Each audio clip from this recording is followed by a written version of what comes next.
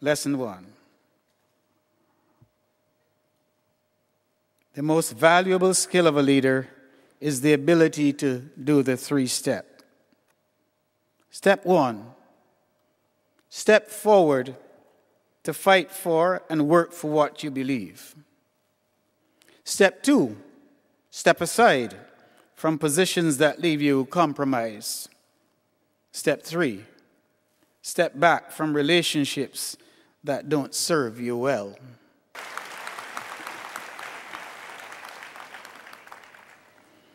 The second lesson I've learned is that the strongest currency we trade in is not money, but ideas.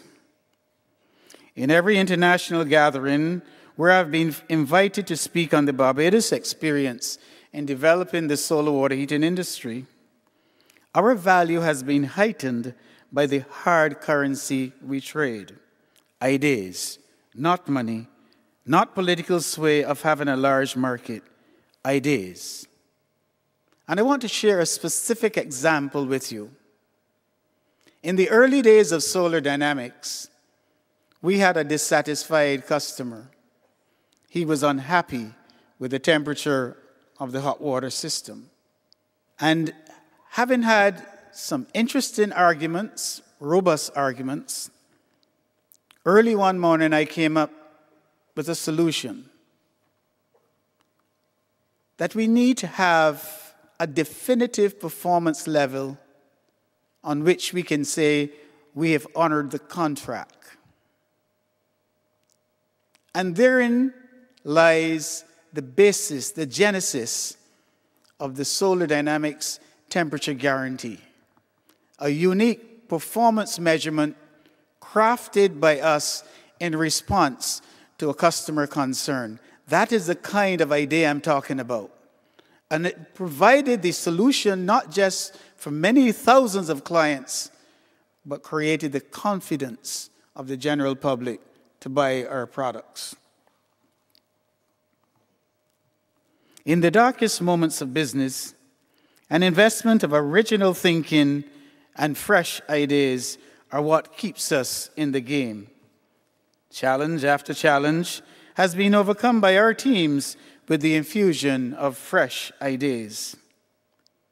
And when we find our measure on the world stage, it's the economics of ideas that rule.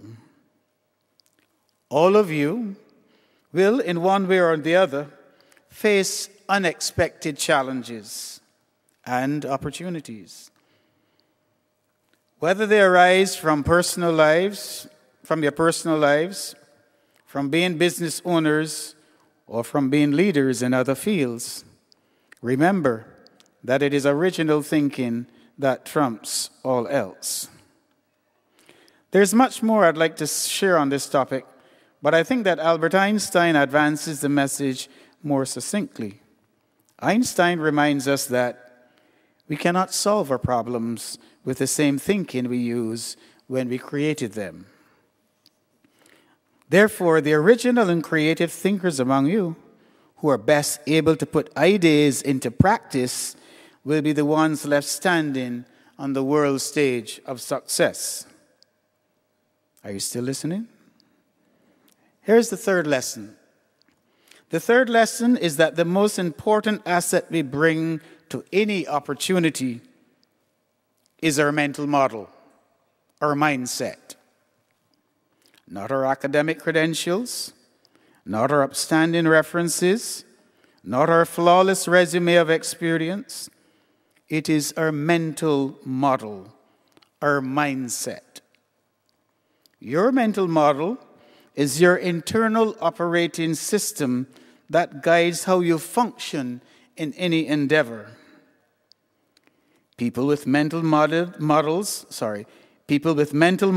which enable focus, planning, and consistent practice of high standards that serve their potential are the best performers. This holds true regardless of the natural inborn talent they bring to the table. Without the right mental model and the deliberate practice of what works, all the natural smarts and talent in the world really won't count. The real-world value of this lesson to those of you who are on the trajectory to being high-performance leaders is that you cannot be a leader without until you have mastered the leader within. It comes from a conscious, self-driven habit of deliberate practice. The point here is that human nature is such that once we start settling for less in some areas of our lives, it makes it easier to settle for less in other areas as well. The impact on our standards, expectations, and performance becomes negative after a while of our practicing the habit of less is okay. We constantly need to rally the spirit to rise, our spirits to rise, because we know we have better in us. Many of you will have influence over important human resource decisions. In making those decisions, keep in mind that you first hire a mindset and a mental model for excellence, then you hire for other qualifications. The lessons I've learned in recruiting have taken me to places in the human psyche that I'd prefer not to recall. But in staying the course while protecting myself and my businesses, my slogan has forcibly become, "Don't be blinded by bright objects in your line of sight. Check on the mental model." Friends, I thank you for honoring me by inviting me to share some of my story with you. I just wish to incite you to keep learning and thinking critically beyond the knowledge you have already accumulated. Ladies and gentlemen, I have lingered a little longer on this third lesson, perhaps because it's more important than the other two lessons. And here are the reasons. There will always be opportunities for university graduates with the right mental models to be part of the business teams of companies in the Caribbean. People with mental models who would fulfill the goals of organizations around the region. Second, and more importantly, I share this lesson because over the years, I've seen far too often brilliant minds with outstanding university credentials stagnate in the stillness of achievement, where, after having achieved the great victory of academic qualification, they forfeit the most precious asset of their higher education, the ability to creatively use it. At the root of every such situation, there was a mental model at work, which perpetrated performance well below their potential. Let me warn you that an ill-contrived mental model is oft employed to your own disadvantage. I believe that it is in our interest to delve further into the many aspects of this topic in the future. Suffice it to say that we have shared consciousness on the matter. These lessons for life and leadership are my top three. Learn this three-step, trade ideas as your hard currency, and make your mental model a capital asset. I'm told that it is best for speakers to stop talking while the audience is still listening.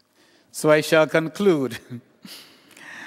What I hope you have heard is that there is tremendous opportunity for you, the graduates, to utilize the resources garnered through the University of the West Indies, to take bold initiatives and to mobilize capital to move what have been projects into implementation. You must raise the level of thought leadership and continue the drive to accelerate the advancement of our Caribbean. The structures, the research capability, your alumni, and your abundant access to mind power ideally position you to make a world-class contribution. Renewable energy is but one of them, but do not stop there. Possibility thinking is needed in every area. Some of the best examples of possibility thinking are, for example, the expansion of knowledge through this very institution.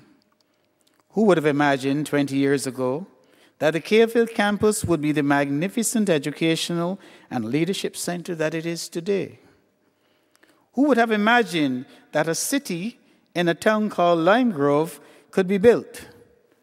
It's possibility thinking. Possibility thinking is vital to our regional and hemispheric development. What I also hope others have heard is that as a business community, we must step up and continue to deepen our engagement with education with direction. It is imperative that the business community institute a widespread internship program for our students.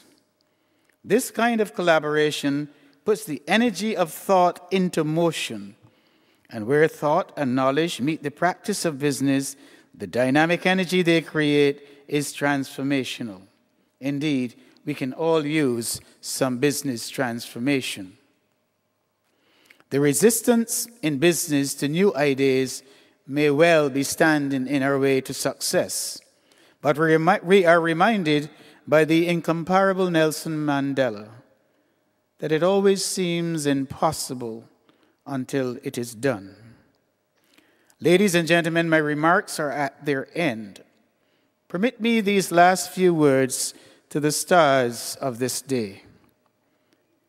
Graduates, I entreat you to make the journey, graduates, I entreat you to make the story of my journey to this moment an example of what's possible.